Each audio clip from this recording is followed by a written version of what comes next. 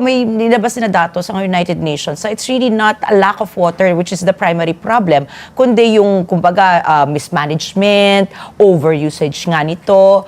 Ano po yung kung tayo man ay nandito na sa mga bansa na kasama po dito sa 75% na mga bansang water insecure, ano po yung naging pagkukulang natin dito naman sa Pilipinas kung bakit tayo naisama dyan? Number one, we need to have a strategic water management. Kaya tayo po ay nagpapasalamat sa ating Pangulong Ferdinand Bongbong Marcos dahil finally nalagdaan na ang Department of Water. We need to have a strategic water management. Number two, we need to rehabilitate the watershed. Kasama dyan yung tinatawag nating science-based, data-driven.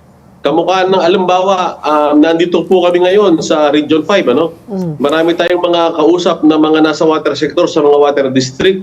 Ang sabi nila, mayroong mga watershed dati na dati ay maraming mga puno. Ngayon, nabawasan yung puno. Ang nangyari, of course, wala yung puno, mawawala yung tubig. Pangalawa, mayroong problema sa mga pagpili ng mga tinatawag nating mga puno na dapat itanim. Yung mga endemic trees na wala, pinalitan ng mahogany. Ang mahogany talaga water sucker or ubusin yung tubig. Malakas sa tubig.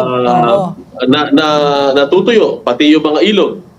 Kaya kailangan tignan natin, it has to be science-based sa ating mga kababayan.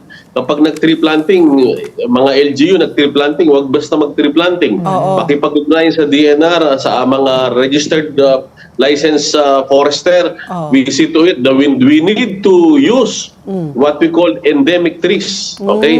Endemic trees ang kailangan natin gamitin, yung mga puno na talagang nagsumisipsip ng tubig at yung tubig na yan ay iniiwan nila sa ating mga aquifer.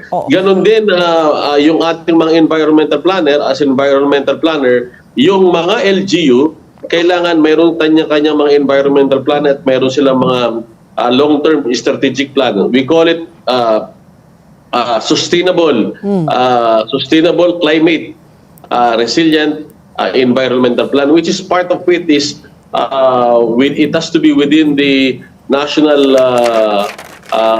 National Adaptation Plan or the NAPS at meron silang kanya-kanyang mga tinatawag nating mga Local Climate Change Action Plan. It has to be in a form of ordinance, duly budgeted at meron silang mga climate action officer.